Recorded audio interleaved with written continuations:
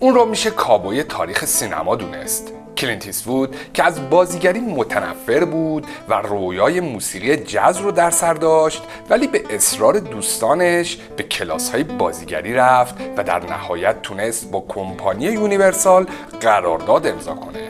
اما ایستوود در هنرپیشگی اصلا خوب نبود و از استودیوی یونیورسال اخراج شد. با اینکه این هنرپیشه امریکایی روابط جنسی زیادی رو با زنان تجربه کرد و بین دخترهای جوان محبوب بود، اما اون علاقه‌ای به ازدواج کردن نداشت. پیرمرد خستگی ناپذیر هالیوود در سن 94 سالگی همچنان به فعالیت‌های هنری خودش ادامه میده و قصد بازنشستگی نداره. چرا کلینت ایستوود علاقه‌ای به بازی در فیلم خوب بد زشت نداشت؟ ماجرای سقوط هواپیمای اون چی بود و چرا همسر خودش رو مجبور کرد که چند بار سقط جنین انجام بده؟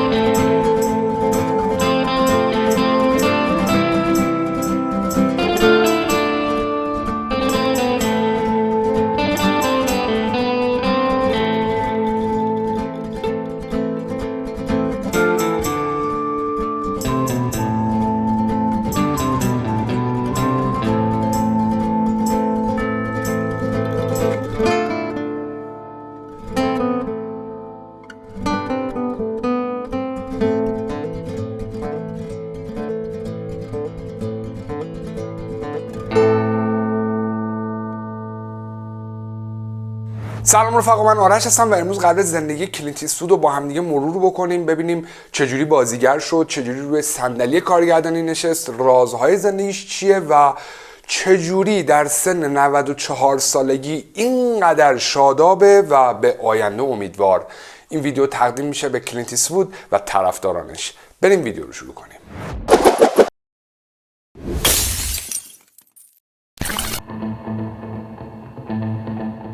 کلینت ایستوود جونیور در سال 1930 در سان فرانسیسکو به دنیا اومد. والدین اون از طبقه کارگر بودن.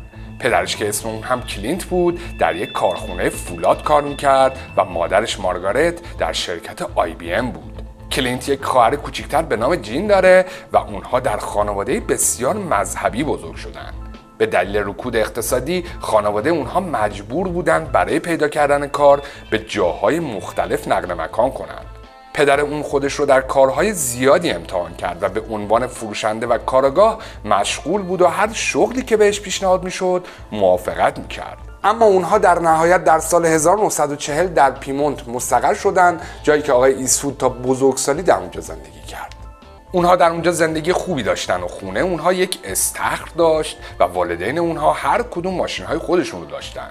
گاهی اوقات پدرشون بچه‌ها رو به سینما می‌برد، جایی که کلینت برای اولین بار به فیلم علاقه‌مند شد.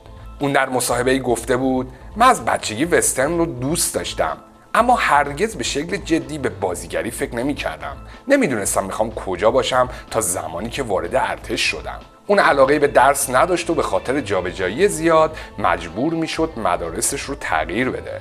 این بازیگر امریکایی بیان میکنه: حتی نمیتونم بگم به چند تا مدرسه رفتم. یادم میاد ما اغلب جابجا میشدیم و به خاطر همین موضوع دوستان کمی داشتم. مادر کلینت ایستوود مدت‌ها پیش، زمانی که کلینت هنوز به شهرت نرسیده بود و ثروت زیادی نداشت، حرف‌های جالبی در خصوص پسرش گفته بود. اون افسوس میخورد که کلینت ایستوود ثروتمند به دنیا نیومده، چرا که با توجه به قد بلند و تیپ و قیافه‌ای که پسرش داشت، اگه پولدار به دنیا میومد حسابی عشق و حال میکرد. البته به نظرم کلینت ایستوود به اندازه کافی از زندگی لذت برده، چون ایشون جزو اون هنرپیشه‌هایی بوده که تا دلتون بخواد با خانم‌های جذاب رابطه داشته. قد کلینت 194 سانتی متر بود و یکی از پسرهای زیبای کلاس محسوب میشد و بین دخترها محبوب بود. اما این مرد جوان آدم خجالتی بود و ایجاد رابطه با دخترها براش بسیار سخت بود. اون حتی به بازیگری هم فکر نمی‌کرد و رویای فعالیت در موسیقی جاز رو داشت. جالب بدونید یکی از معلم‌هاش نمایشی رو روی صحنه میبره و از ایستوود میخواد که نقش اول رو بازی کنه، اما اون گیج شده بود و دیالوگ‌ها رو فراموش کرد و در اون زمان سوگند میخوره که دیگه سمت بازیگری نره. در دوران دبیرستان معلم‌هاش به خاطر خوش‌تیپ بودن کلینت سعی کردن دوباره اون رو تشویق کنن تا در برنامه‌ها و کلاس‌های نمایش حاضر بشه، اما اون علاقه‌ای به کارهای نمایشی نداشت. این هنرپیشه به مکانیک خودرو علاقه‌مند بود و پیانو میزد و فکر میکرد نواختن پیانو باعث میشه اون بتونه با دختران بیشتری در رابطه باشه. کلینت ایستوود همزمان با تحصیل به صورت پاره وقت کار میکرد و شغلهایی مثل تحویل روزنامه، خشک کردن یونجه و بریدن چوب رو امتحان کرد. اون دبیرستان رو رها کرد و به مدرسه فنی اوکلند رفت. شایعاتی وجود داره که ستاره آینده به دلایل انضباطی از مدرسه اخراج شد. کلینت از کارهای عجیب و غریبی که داشت راضی بود و به عنوان کارگر کارخونه فولاد، راننده کامیون، کاغذ فروش، نجات غریق، آتش نشان جنگل و کار در زمین گلف شروع به فعالیت کرد و پس از نقل مکان به سیاتل اون شبها در یک کافه پیانو میزد. در سال 1951 اون برای خدمت در ارتش فراخوانده شد. ایستوود آخرین شب رو در یک بار به نوشیدن مشروب و گوش دادن موسیقی گذروند و بعد از اون برای آموزش به شبه جزیره مونتری رفت و به عنوان مربی شنا انتخاب شد و کلینت از جنگ با کره نجات پیدا کرد. کار در استخر به این مرد جوان کمک کرد تا با بعضی از ستاره‌های هالیوود آشنا بشه و با بازیگرانی مثل دیوید جانسون و مارتین میلر آشنا شد و اون رو تشویق کردن که بعد از پایان خدمت به لس آنجلس بره. البته کلینت شغل‌های دیگه‌ای هم در اون پادگان داشت و اون هم نمایش فیلم بود. جالب بدونید طبق گفته یکی از همکلاسی‌های ایستوود اون برای جلوگیری از اعزام شدن به جنگ کره خودش رو عاشق دختر یکی از فرماندهان پادگانش نشون داد و این فرمانده در مواقع ضروری مراقب ایستوود بود. کلینت ایستوود تصمیم میگیره مرخصی آخر هفتهش رو با یک هواپیمای دو موتوره به دیدار پدر و مادرش در شهر سیاتل بره، اما از بخت بدش در حین پرواز در هواپیما باز میشه و آقای کلینت ایستوود مجبور میشه با یک کابل یک سیمی اون در رو ببنده. ماجرا به همینجا ختم نشد و سوخت هواپیما هم به پایان رسید. در نتیجه خلبان هواپیما رو به سمت دریا هدایت میکنه تا در آب فرودی اضطراری داشته باشه. خوشبختانه هواپیما در برخورد با آب صدمه زیادی نمیبینه و خلبان و کلینت ایستوود مجبور میشن به سمت ساحل شنا کنن. جالب بدونید آبهایی که کلینت ایستوود و خلبان در اون شنا میکردن پر از کوسه بود، اما این دو خبری از حضور کوسه ها در آب نداشتند و به همین دلیل بدون اینکه به حمله کوسه ها فکر کنن به سمت ساحل شنا کردند. یکی از همین روزها ایستوود با دختری به نام مگی جانسون آشنا میشه که چهره و اندامی زیبا داشت. این دو اینقدر همدیگر رو دوست داشتن که قرار گذاشتن بعد از پایان سربازی همدیگر رو ملاقات کنن. بعد از پایان خدمت کلینت به عنوان نجات غریق در ساحل شروع به کار کرد، اما اون آدم جاه طلبی بود و به دانشگاهی در لس آنجلس رفت و شروع به تحصیل در رشته اقتصاد کرد. به موازات تحصیل کار پاره وقت هم انجام میداد و شبها در یک پمپ بنزین کار میکرد. اون به توصیه دوستانش در ارتش تصمیم گرفت شروع به یادگیری بازیگری کنه. کلینت در زمان آموزش بازیگری به تست‌های مختلف میرفت و در بعضی تئاترها اجرا میکرد. یکی از دوستان کلینت ایستوود رابطه‌های خوبی در هالیوود داشت و اون به واسطه رابطه‌های دوستش تونست با یکی از مدیران قراردادهای استودیوی یونیورسال در هالیوود ملاقات کنه. این مدیر ارشد که آرتور لوبین نام داشت در نگاه اول جذب چهره سینمایی و قد و قامت بلند ایستوود شد. اما کلینت ایستوود چیزی از بازیگری نمیدونست و حتی بلد نبود اونجوری که باید و شاید صحبت کنه. خوشبختانه روزگار با اون یار بود و آرتور لوبین با یک استودیو تولید که به دنبال استعدادهای جوان میگشت همکاری داشت و همین قضیه باعث شد تا کلینت ایستوود قراردادی آموزشی با این استودیو ببنده و آرام آرام راه و رسم بازیگری رو یاد بگیره. جالب بدونید این قرارداد 7 ساله بود و در این مدت کلینت ایستوود هفته‌ای $78 دستمزد دریافت می‌کرد. ایستوود در ابتدا از بازیگری تنفر داشت، اما از اونجایی که قبلا کارهای خیلی سختی رو انجام داده بود فکر می‌کرد بازیگری یه کار خیلی ساده‌ایه و به همین دلیل سراغ هنرپیشگی رفت. به همین دلیل اون ابتدا بازیگری رو دست کم میگرفت، اما وقتی به صورت حرفه‌ای وارد این کار شد به سختی‌های هنرپیشگی پی برد و یواش یواش به این حرفه علاقه‌مند شد. پس از اینکه کلینت ایستوود در دوره‌های بازیگری شرکت کرد، تونست به زیر و بم این کار تسلط پیدا کنه و عزم خودش رو جزم کرد تا اولین قرارداد رسمی خودش رو با شرکت یونیورسال ببنده. بی تجربگی روی کار ایستوود تاثیر گذاشته بود و اون در نقش‌های فرعی ظاهر می‌شد. در سال 1955 این بازیگر در فیلم‌هایی مثل انتقام از مخلوق، فرانسیس در نیروی دریایی و روتیل بازی کرد و در سال 1956 در فیلم دور از همه قایق‌ها به نقش آفرینی پرداخت. در فیلم انتقام از مخلوق اون نقش یک دستیار در آزمایشگاه رو ایفا کرد و در فیلم روتیل اون نقش یک خلبان نیروی هوایی رو داشت. در درام هرگز نگو خداحافظ که در سال 1956 منتشر شد، کلینت فقط 30 ثانیه در فیلم بازی کرد. در اون زمان این هنرپیشه در چند فیلم بازی کرد و به سراغ یک متخصص گفتار رفت، اما نتونست این نقص خودش رو اصلاح کنه و به مرور زمان به ویژگی این بازیگر تبدیل شد. اون در سال 1958 در فیلم کمین در گذرگاه سیمارون بازی کرد و کلینت از بازی در این فیلم وسترن راضی نبود و اون رو یکی از بدترین فیلم‌ها در ژانر وسترن می‌دونست. Sometimes you've got to lose before you finally win. این هنرپیشه همچنین در فیلم نخستین بانوی فروشنده دوره‌گرد هم بازی کرد و امیدوار بود که این فیلم موفق بشه، اما در گیشه شکست خورد. ایستوود همچنین در فیلم اسکادرال لافایت هم نقش آفرینی کرد. در اون دوران نقش‌های اصلی بهش پیشنهاد نمی‌شد و ایشون کم کم داشت از بازیگری ناامید می‌شد.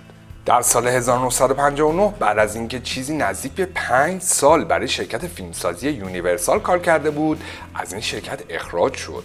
ظاهراً کلینت ایستوود خیلی آهسته صحبت می‌کرد و دندون‌های اون هم ظاهر زیبایی نداشت. از طرف دیگه مدیران یونیورسال به برآمدگی گلوی کلینت اشکال گرفتند و از اونجایی که ایستوود به عنوان یک بازیگر فکری برای برطرف کردن این اشکالات نمی‌کرد، از یونیورسال اخراج شد.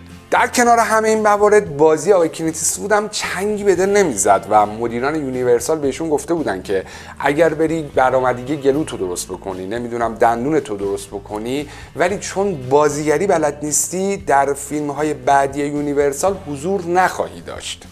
اما کلینت ناامید نشد و به یادگیری بازیگری ادامه داد و در سال 1959 کارگردان سریال پوست خام به دنبال یک بازیگر جوان برای نقش مکمل بود. کلینت ایستوود در این سریال هنرنمایی چشمگیری داشت و این سریال وسترن برای 8 فصل تمدید شد.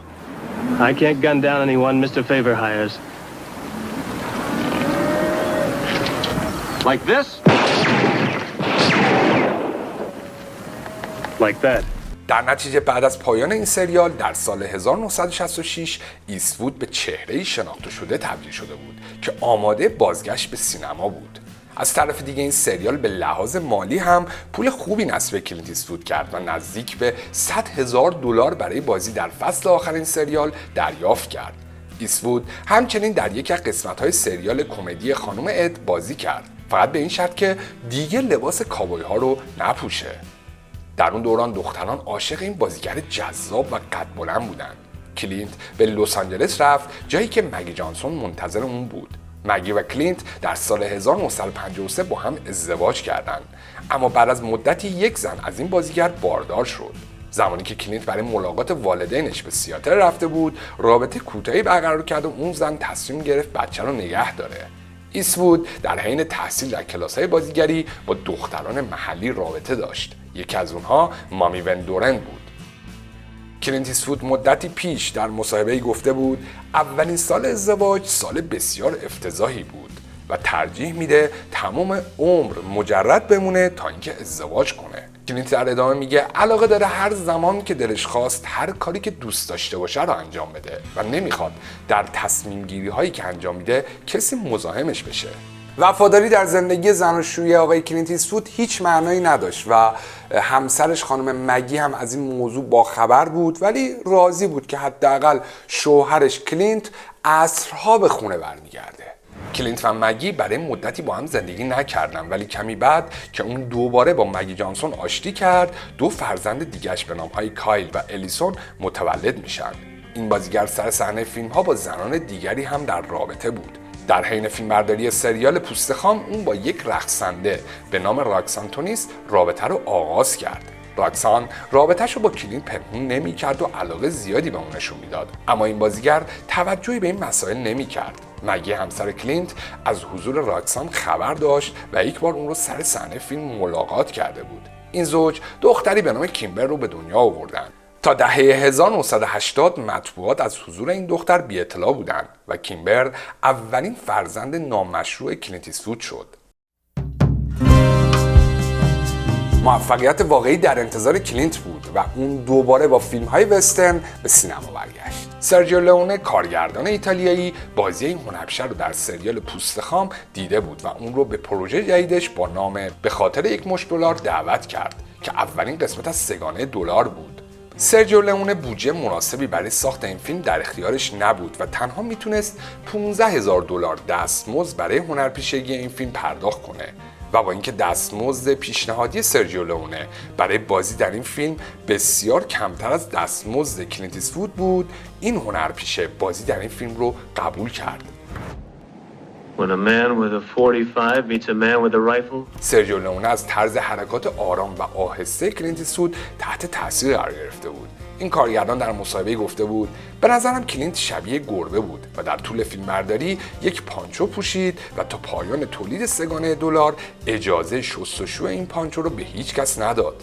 جالبه بدونید سرجیو لئونه داستان فیلم به خاطر یک مشت دلار رو از فیلم یوجینبو به نویسندگی و کارگردانی کوروساوا برداشته بود و بعد از اکران به سرقت ادبی متهم شد و کار به شکایت رسید و در نهایت کوروساوا با دریافت $100,000 و 15% از باکس آفیس این پرونده رو در دادگاه برنده شد. در سال 2008 مجله امپایر شخصیت بلوندی رو به عنوان 43مین شخصیت برتر سینمای تمام دوران انتخاب کرد.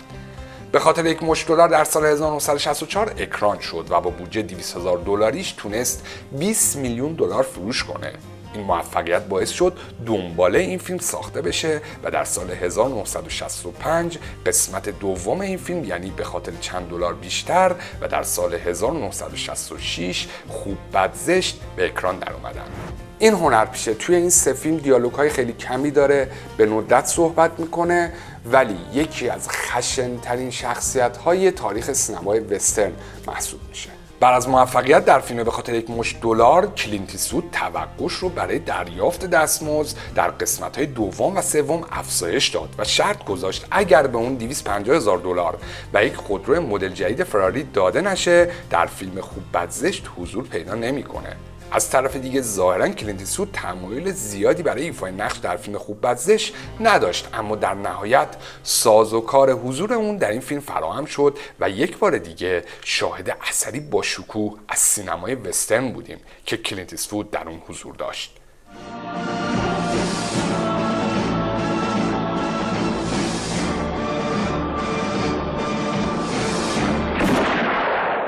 در 2 دهه بعد پیشنهادهای زیادی به این بازیگر شد و در درام‌های جنایی و وسترن بازی کرد. جالب بدونید کلینت ایستوود از ابتدا علاقه زیادی به کارگردانی و تهیه کنندگی داشت و به همین دلیل با پولی که از سگانه دلار به دست آورده بود شرکت فیلمسازی مالپاسو پروداکشنز رو تأسیس کرد. طناب اعدام که در سال 1968 اکران شد یک فیلم وسترن بود که در کمپانی ایستوود ساخته شد. در همین سال 1968 این هنرپیشه در فیلم اکشن جایی که عقاب‌ها جرأت پیدا می‌کنن بازی کرد و نقش یک ستوان امریکایی رو بر عهده داشت. اون همچنین در فیلم بلاف کوگان به کارگردانی دان سیگل بازی کرد و بعد از این فیلم همکاری این دو نفر آغاز شد. دان سیگل بود که بیشتر اون چیزی رو که باید کلینت ایستوود درباره کارگردانی بدونه رو به اون یاد داد. در سال 1969 کلینت در فیلم کمدی رمانتیک واگنت را رنگ کن به ایفای نقش پرداخت. در این فیلم ایستوود با جین سیبرگ همبازی شد و رابطه‌اش رو با این بازیگر آغاز کرد. اما این رابطه زمانی به پایان رسید که مگی همسر ایستوود با یک نوزاد سر صحنه اومد. اما بعدها دوباره این دو نفر رابطه‌شون رو شروع کردن. فیلم واگنت را رنگ کن در گیشه موفق نبود، اما در مراسم گلدن گلوب نامزد دریافت جایزه بهترین فیلم کمدی یا موزیکال شد. شناخته شده ترین همکاری دان سیگل و کلینت ایستوود در فیلم هری کثیف بود که در سال 1971 اکران شد. ایستوود در این فیلم نقش یک پلیس بیرحم با نام هری کالاهان رو به تصویر کشید که با روش‌های خودش جنایتکارها رو مجازات میکنه.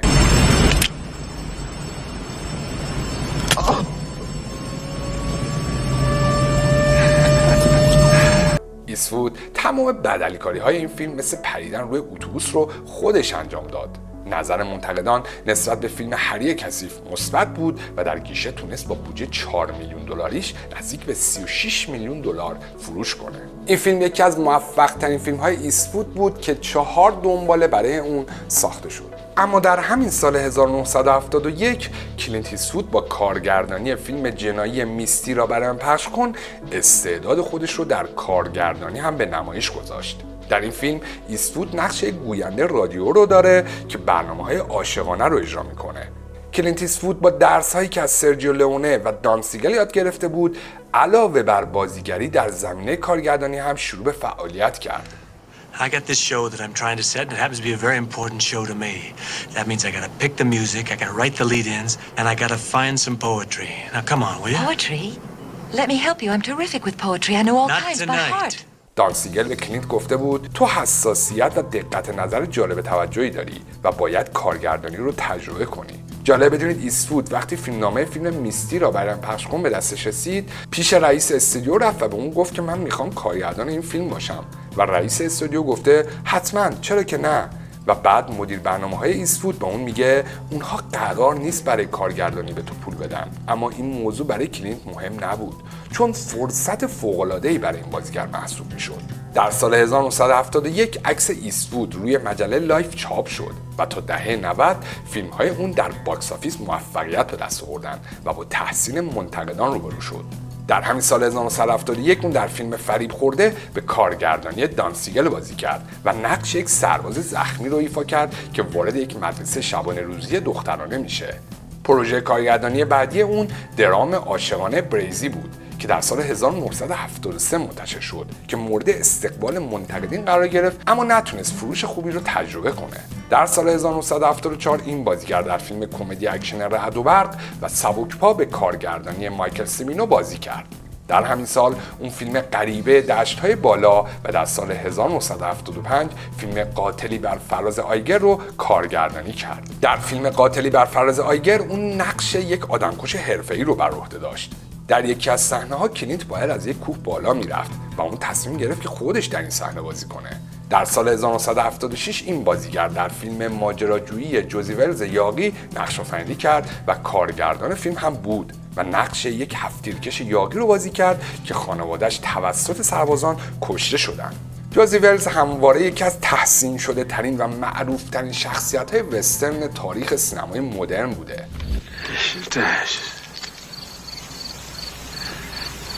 Dust.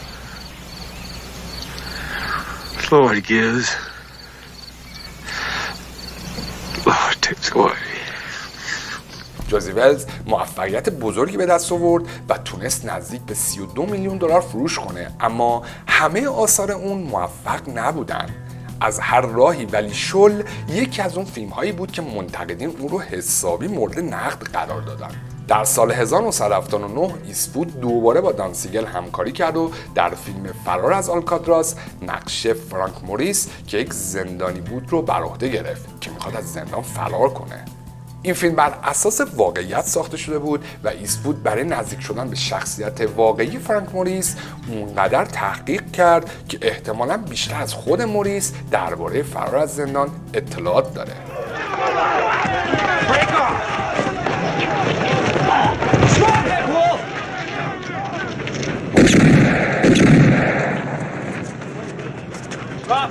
بسیاری از منتقدان فیلم فرار از آلکاتراز رو یکی از بهترین فیلم‌های آقای کلینت ایستوود می‌دونستن.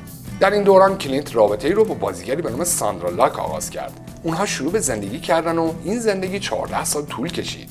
گرچه مگی جانسون همچنان همسر قانونی ایستوود محسوب می‌شد، جالبه بدونید که ساندرا لاک هم ازدواج کرده بود و همسرش گوردن اندرسون یک مجسمه ساز همجنسگرا بود. البته یک مشکل بزرگ در زندگی اونها وجود داشت. در دهه 70 ساندرا لاک چندین بار سقط جنین انجام داده بود و دیگه نمیتونست بچه دار بشه و بعد از جدایی از کلینت ایستوود ادعا کرد که به اجبار کلینت تصمیم به سقط جنین گرفته.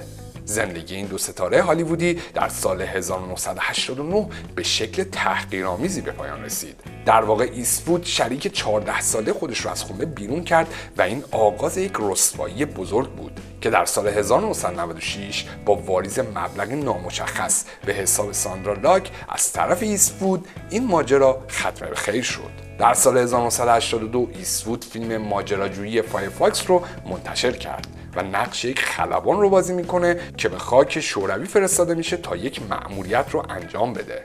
در همین سال اون فیلم موزیکال مرد هانکی تانک رو کارگردانی کرد که علیرغم تحسین منتقدین در گیشه شکست خورد. در سال 1984 کلینت در فیلم طناب بندبازی نقش یک پلیس رو بازی کرد که یک نقطه تاریک در زندگیش وجود داره. در ادامه اون فیلم‌های سوارکار رنگ پریده، مرز دلشکستگی و پرنده رو کارگردانی کرد. پرنده یک فیلم بیوگرافی بود که در سال 1988 منتشر شد که بیوگرافی جازمین چارلی پارکر، ساکسیفونیست مشهور بود.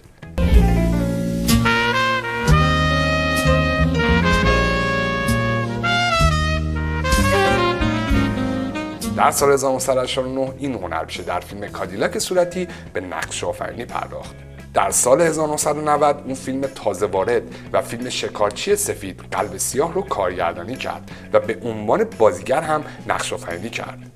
در فیلم تازه وارد ایستوود نقش یک پلیس کهنه‌کار رو بازی میکنه و در فیلم شکارچی سفید قلب سیاه نقش یک کارگردان مشهور سینما به نام جان ویلسون رو به تصویر میکشه که به آفریقا میره تا فیلم بعدیشو بسازه.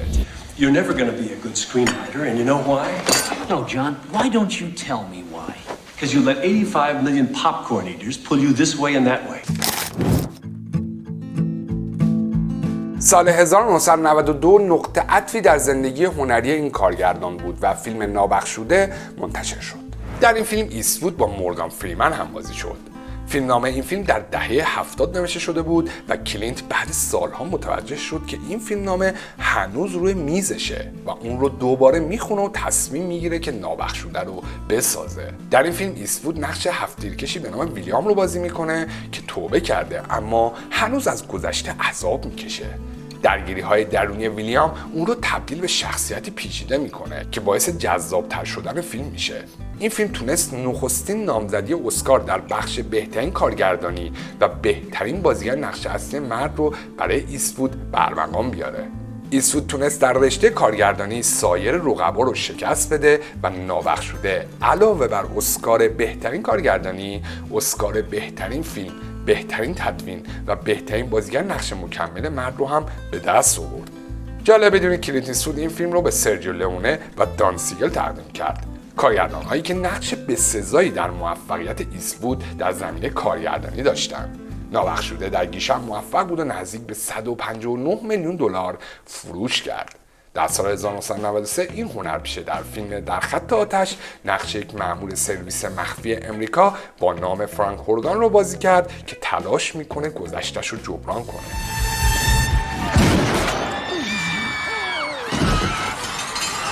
از سال 1993 به بعد ایستوود فقط در فیلم‌هایی بازی می‌کرد که خودش کارگردان اونها باشه و ساخت اکثر موسیقی‌های فیلم هم بر عهده خودش بود. این بازیگر همچنین به عنوان یک جمهوریخواه نام‌نویسی کرد و از ریچارد نیکسون برای ریاست جمهوری حمایت کرد. البته اون در سالهای بعد از دموکرات‌ها حمایت کرد و گفته در سیاست بی‌طرفه. ایستوود همچنین موضع آزادانه‌ای در مورد سقط جنین داره و از قانون کنترل اسلحه حمایت میکنه و معتقد همه سلاح‌ها باید ثبت بشن. در سال 1995 ایستوود فیلم درام پل‌های مدیسون کانتی رو کارگردانی کرد و با مریل استریپ نقش‌های اصلی رو بر عهده گرفتن. کلینت در این فیلم نقش یک عکاس رو داره که با یک زن میان سال رابطه مخفیانه رو آغاز میکنه. ایستوود به خوبی از ایفای نقش بر اومد و جنبه‌های دیگه‌ای از شخصیت خودش رو به تصویر کشید. My aunt gave it to me for my 7th birthday. Francesca.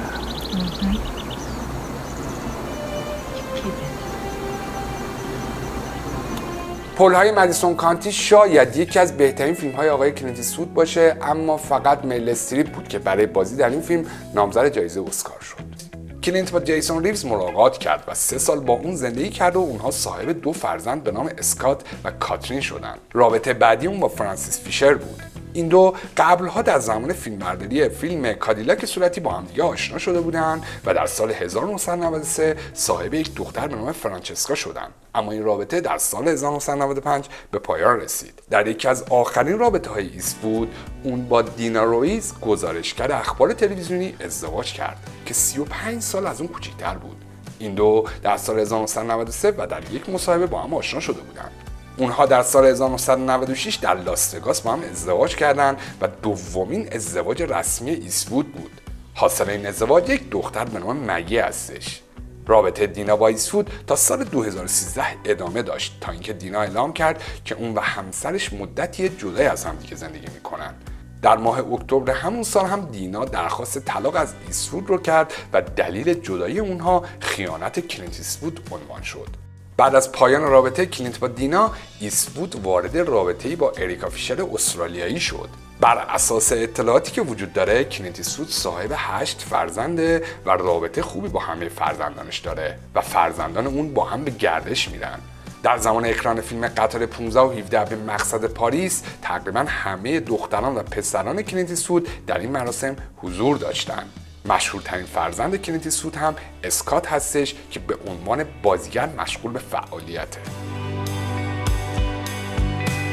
در سال 2000 فیلم علمی تخیلی کاوبوی‌های فضایی به کارگردانی ایستوود منتشر شد. این فیلم داستان گروهی از خلبانان نیروی هواییه که به فضا میرن تا مشکل یکی از ماهواره‌ها رو برطرف کنن. این فیلم در گیشه موفق بود و تونست 128 میلیون دلار فروش کنه. First one to pass out buys a beer tonight. در سال 2002 ایستوود در فیلم معمایی بلادورک نقش یک افسر کهنه‌کار FBI رو بر عهده میگیره که به دنبال یک قاتل زنجیره‌ایه. در سال 2003 کلینت فیلم رودخانه میستیک رو کارگردانی میکنه و نامزد جایزه اسکار بهترین کارگردانی و بهترین فیلم میشه. در سال 2005 درام ورزشی دختر میلیون دلاری منتشر شد و اون نقش یک مربی بوکس رو ایفا کرد. ایستوود در سن 74 سالگی دومین اسکار کارگردانی خودش رو برای محبوب میلیون دلاری گرفت و این فیلم همچنین تونست اسکار بهترین فیلم رو هم به دست بیاره. دختر میلیون دلاری یکی از بهترین و احساسی ترین فیلم های کلینت ایستوود محسوب میشه که در گیشه هم موفق بود و با بودجه 30 میلیون دلاریش تونست 216 میلیون دلار فروش کنه.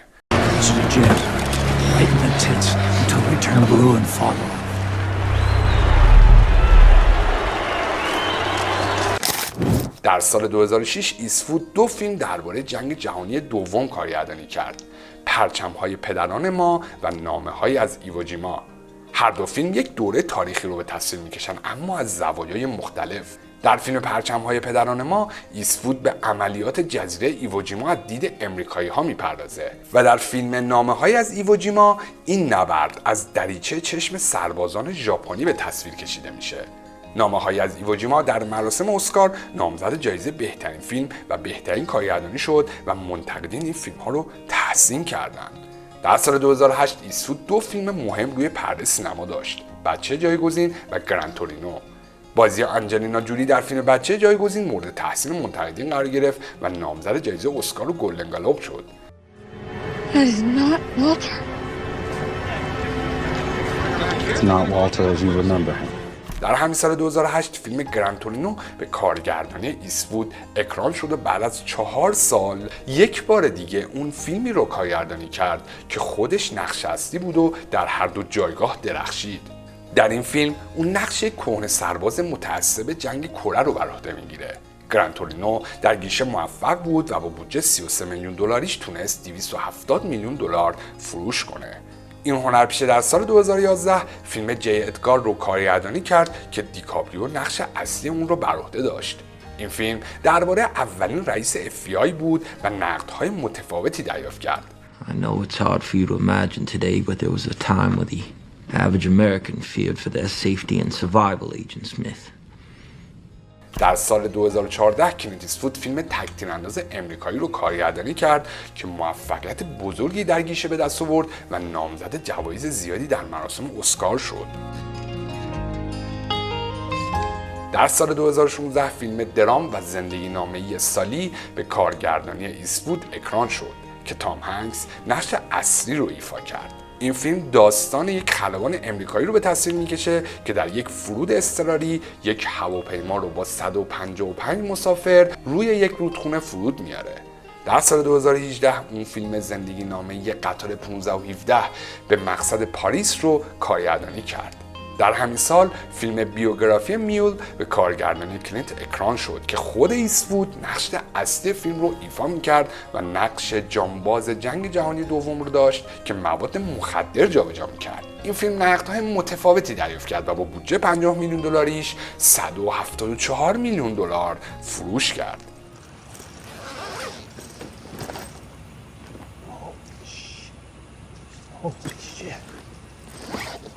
Need help, sir?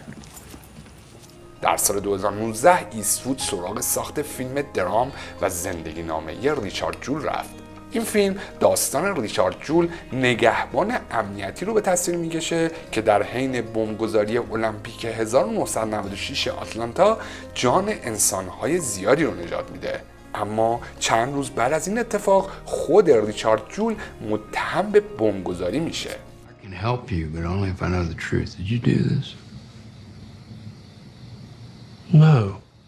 در سال 2021 فیلم گریه کن ماچو اکران شد که کلینت در سن 91 سالگی روی صندلی کارگردانی نشست و نقش اصلی این فیلم رو بازی کرد. در این فیلم ایستوود نقش یک اسب سوار بازنشسته رو ایفا میکنه که باید یک پسر جوان رو از مادر الکلیش دور نگه داره. گریه کن ماچو در گیشه شکست خورد و با بودجه 30 میلیون دلاریش فقط 15 میلیون دلار فروش کرد. آخرین فیلم کلینت ایستوود هیئت منصفه شماره 2 هستش که قراره تا چند روز آینده اکران بشه که داستانش درباره یک هیئت منصفه است که در یک محاکمه متوجه میشن که مقصر مرگ خود قربانی بوده. جالب بدونید کلینت برای مدتی شهردار یکی از ایالت‌های کالیفرنیا با نام کارمل بایدسی شده بود که نزدیک به 4000 نفر جمعیت داشت. کلینت ایستوود زمانی که 21 سال بیشتر نداشت با ورزش گلف آشنا شد و از همون زمان تا الان از هر فرصتی برای بازی گلف استفاده میکنه و در سال 1998 اون یک زمین گلف در ایالت کارمل بایدسی خرید. این هنرپیشه حدود سال 1990 بود که گواهینامه پرواز با هلیکوپتر رو گرفت و در همون زمان یک فروند هلیکوپتر خریداری کرد. کلینت از اون دوران فاصله بین خونش در شهر کارمل تا هالیوود رو با هلیکوپتر طی میکنه تا گرفتار ترافیک نشه. با اینکه کلینت ایستوود در یک خانواده مذهبی بزرگ شد، اما به هیچ عنوان یک آدم مذهبی نیست، اهل هیچ دینی هم نیست، ولی اهل مدیتیشنه و روزی 2 بار مراقبه انجام میده. اون در مصاحبه‌ای گفته بود که در گذشته دین و ایمان قوی‌تری داشته، اما این روزها به دین سازمان یافته اعتقاد نداره و سعی میکنه با آدم‌های مذهبی کنار بیاد و با اونها همدل باشه. با اینکه ایستوود در همه فیلم‌هاش سیگاری به لب داره، ولی در دنیای واقعی اون اصلاً سیگار نمیکشه و زندگی کاملاً سالمی داره. کلینت ایستوود چیزی بیش از 80 فیلم رو در کارنامه‌اش داره و از این تعداد فیلم تنها آثار معدودی فروش چشمگیر و تاریخی داشتن، ولی باید گفت شکست‌های فیلم‌های اون در برابر موفقیت‌هایی که داشته اصلاً به چشم نمیان. واقعا باور کردنی نیست. کلینت ایستوود در سن 94 سالگی در محیط پر رقابت هالیوود قصد بازنشستگی نداره و همچنان سرزنده و پرتلاشه و هر روز پیانو میزنه و دائما در حال بررسی پروژه بعدی خودشه. در این زمینه در سال 2016 کلینت ایستوود مصاحبه انجام داد و در این مصاحبه دلیل شادابی و تلاشی که در سن و سال زیاد داره از اون سوال شد. شما به همون اندازه جوان هستید که فکر میکنید. در واقع این ذهن شماست که شما رو دچار محدودیت‌های سنی میکنه و تا زمانی که فکر میکنید جوان هستید، جوان باقی خواهید موند. اون گفته هرگز اجازه نمیدم پیری بر من غلبه کنه و درهای ورود پیری به وجودم رو همیشه بسته نگه میدارم. امیدوارم از دیدن این ویدیو لذت برده باشید. زندگیتون مثل آقای کلینت ایستوود طولانی باشه و پر از موفقیت. جاتون اینجاست. خدا نگهدار.